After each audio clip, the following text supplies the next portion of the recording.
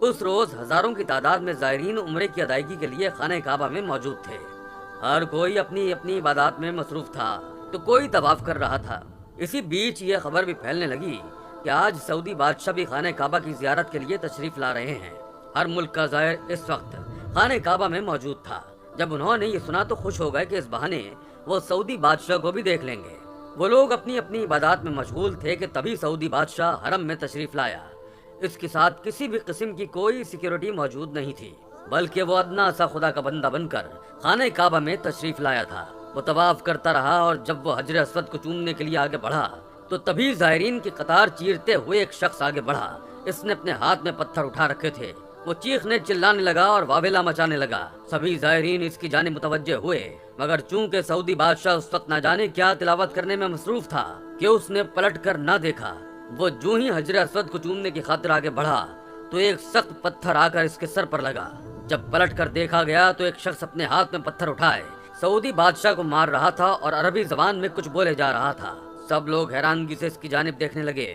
فوراً سیکیورٹی اہلکار بھاگتے ہوئے اندر آئے اور اس شخص کو پکڑنے لگے، مگر تب تک اس نے سعودی بادشاہ کو پتھر مار دیے تھے جو سعودی بادشاہ کے چہرے پر لگے۔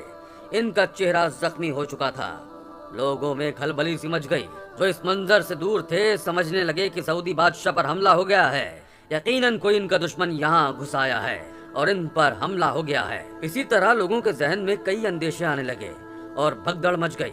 اس بیچ سعودی بادشاہ کو فوراً سیکیورٹی اہلکاروں نے تحفظ میں لیا اور اسپتال لے گئے۔ ان کے چہرے پر شدید چوٹیں آئیں اور وہ اس شخص کے بارے میں پوچھ رہے تھے کہ آخر وہ کون تھا جو ان پر حملہ کر رہا تھا۔ اس شخص کو خدام پکڑ کر لے گئے اور باہر لے جا کر مارنا شروع کر دیا۔ تشدد کی وجہ سے وہ نیم بے ہوش ہو گیا۔ اسے بھی اسپتال لے جایا گیا اور پولیس کی نگرانی میں جب اس کی تحقیق کی گئی تو جو بات سامنے آئی وہ سن کر سب لوگ دنگ رہ گئے۔ میڈیکل رپورٹس تو یہ بتا رہی تھیں کہ وہ شخص پاگل ہے، دیوانہ ہے، اسے تو کچھ بھی کرنے کی سمجھ نہیں ہے۔ وہ اپنے علاقے کے بچوں کے ساتھ درخت سے آم توڑا کرتا تھا، بس اب اس کی یہی عادت بن گئی ہے کہ وہ جب بھی موقع دیکھے تو پتھر اٹھا کر لوگوں کو مارنا شروع کر دیتا ہے۔ یہاں تک کہ اس نے پتھر اپنے پاس بھی چھپا رکھے تھے۔ وہ اپنے کسی عزیز کے ساتھ عمرے کی ادائیگی کے لیے آیا تھا۔ اسے یہاں لایا گیا تھا کہ ہو سکتا ہے کہ یہاں آنے سے اس کی یادداشت واپس آ جائے، مگر اس نے تو یہاں آ کر الگ ہی واویلا مچا دیا تھا۔ سعودی بادشاہ نے جب یہ سنا تو انتہائی تحمل سے کام لیتے ہوئے کہنے لگے کہ اس شخص کا بھرپور علاج کیا جائے، سارا خرچہ میں ادا کروں گا۔ جب اس شخص کا علاج کیا گیا تو چند ماہ کے علاج سے ہی وہ صحتیاب ہونے لگا، کیونکہ اس کا تعلق انتہائی غریب گھرانے سے تھا، اس لیے وہ لوگ اس کا علاج نہیں کر پائے تھے۔ مہنگے علاج سے وہ سمجھداری سے بات کرنے لگا، البتہ آج سے پہلے اس نے جو کچھ کیا تھا وہ بھول چکا تھا۔ ابھی مزید چند ماہ لگنے تھے اسے باقی نارمل لوگوں کی طرح اٹھنے بیٹھنے اور رہنے سہنے میں۔ لوگوں تک یہ بات پہنچی تو انہوں نے سکون کا سانس لیا، ورنہ ہر کوئی اپنے دماغ میں الگ ہی کہانی بنا کر بیٹھا ہوا تھا۔ کچھ تو کہنے لگے کہ ایسے دیوانے لوگوں کو خانہ کعبہ میں لایا ہی کیوں جاتا ہے جس سے دوسرے زائرین کو تکلیف اور پریشانی کا سامنا کرنا پڑے۔ مگر دوستو، ایسا ایک واقعہ 2014 میں بھی پیش آیا تھا جب ایک سیاہ فام افریقی نے خانہ کعبہ میں توڑ پھوڑ کی تھی۔ وہ سیاہ فام حجر اسماعیل کے قریب کرسی اٹھائے نقصان کرتا رہا۔ کئی زائرین نے اسے پکڑنا چاہا مگر وہ ہاتھ نہ آیا۔ آخر سیکیورٹی اہلکار وہاں پہنچے اور ان میں سے 2 نے اسے باتوں میں لگایا، جبکہ باقیوں نے اسے پیچھے سے اپنی گرفت میں لے کر پکڑ لیا۔ خانہ کعبہ کا احترام کرنا ہم سبھی پر فرض ہے۔ زائرین جب زیارت کے لیے ایسے لوگوں کو ساتھ لائیں تو ان کا خاص خیال رکھیں، چونکہ یہاں زائرین آتے ہی عبادت اور خلوص سے خدا کو یاد کرنے کے لیے ہیں، تو ایسے میں ایسے لوگ بعض دفعہ دھیان بھٹکانے اور عبادت میں خلل لانے کا باعث بنتے ہیں۔ اس دنیا میں خدا کا پہلا گھر خانہ کعبہ ہے۔ تاریخ بھی اس بات کی گواہ ہے کہ اس سے پہلے کوئی ایک بھی ایسی عبادت گاہ کائنات میں موجود نہیں تھی جسے خدا کا گھر کہا گیا ہو۔ اس کی تصدیق قرآن مجید بھی ان الفاظ میں کرتا ہے، بے شک سب سے پہلا مکان جو لوگوں کے لیے بنایا گیا ہے وہ مکے میں ہے، مبارک ہے اور عالمین کے لیے مجسم ہدایت ہے۔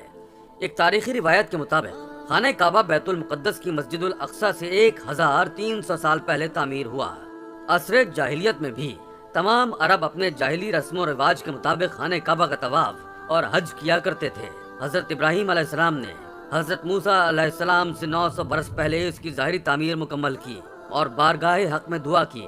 یہ دعا قرآن کریم میں اس طرح بیان ہوئی ہے، پروردگار، میں نے اپنی ذریت میں سے بعض کو تیرے محترم مکان کے قریب بے آب و گیا وادی میں چھوڑ دیا ہے تاکہ نمازیں قائم کریں۔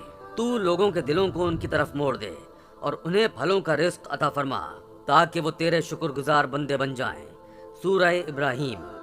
ہجرت کے 18ویں مہینے ماہ شعبان 2 ہجری میں معرکہ بدر سے 1 ماہ پہلے مسلمانوں کا قبلہ بیت المقدس سے منتقل ہو کر کعبے کی سمت ہو گیا، جس کا ذکر قرآن پاک کی سورہ بقرہ میں کیا گیا ہے۔ خداوند عالم کا مسلمانوں پر بڑا احسان ہے کہ اس نے ہمارا قبلہ خانہ کعبہ قرار دیا۔ چونکہ بیت المقدس ایسا قبلہ تھا جس کے کئی دعویدار ہونے کی وجہ سے اسے کئی بار کافر فاتحوں نے ویران اور نجس کیا، اور وہاں کے بسنے والوں کو متعدد بار غلام بننا پڑا، اور کئی بار وہاں قتل عام بھی جاری رہا، جو آج بھی شدت سے ہو رہا ہے، جو آج بھی شدت سے جاری ہے، اور تاریخ مسلمانوں کے سکوت پر محو حیرت ہے۔ یہ ایک بڑی تعجب خیز بات ہے، اور تاریخ عالم اس بات کی گواہ ہے کہ گزشتہ 5000 سالوں میں کسی نے بھی خانہ کعبہ پر اپنی شخصی ملکیت ہونے کا دعویٰ نہیں کیا۔ یہ ایسا انمول شرف ہے کہ دنیا کے کسی عبادت گاہ و معبد کو حاصل نہیں ہوا۔ عرب کے بت پرست بھی اسے بیت اللہ ہی کہا کرتے تھے۔ اسلام سے پہلے بھی اس کی حرمت، حفاظت و صیانت خدائے متعال نے شریف نسل عربوں کے ذریعے فرمائی، اور پیغمبر اسلام کے توسط سے مسلمانوں کو تا قیامت اس کا محافظ و پاسبان بنا دیا۔ نبی اکرم صلی اللہ علیہ وآلہ وسلم کی ولادت بابرکت سے 1 مہینہ 20 روز پہلے جب یمن کا بادشاہ ابراہا اپنی 7000 ہاتھیوں کی مسلح فوج لے کر خانہ کعبہ کو ڈھانے کی غرض سے مکے کی وادیوں میں آیا، تو پروردگار نے اپنے گھر کی حرمت کی حفاظت کی خاطر کسی انسانی فوج کا سہارا نہیں لیا، بلکہ ابابیلوں جیسے نازک اندام پرندوں کے ذریعے ان ہاتھیوں پر کنکریاں برسا کر ان افواج کو تہس نہس کر دیا۔ قرآن کریم کی سورہ فیل میں اسی واقعے کا ذکر ہے۔ جنت سے خاص کر اتارے گئے 2 اہم پتھر حجر اسود اور مقام ابراہیم عہد آدم علیہ السلام اور دور ابراہیمی علیہ السلام سے اب تک موجود ہیں، اور دنیا کے سب سے زیادہ مقدس پانی کا قدیم چشمہ زمزم اسی خانہ کعبہ کے قریب ہے۔ اس کے پانی کو نیکوں کی شراب کہا گیا ہے۔ لاکھوں عقیدت مند مسلمان دنیا کے گوشہ و کنار سے اس پانی کو تبرک کے طور پر لے جاتے ہیں۔ اللہ تعالیٰ سے دعا ہے کہ وہ ہم سب کو خانہ کعبہ کی زیارت کا شرف بخشے، آمین یا رب العالمین۔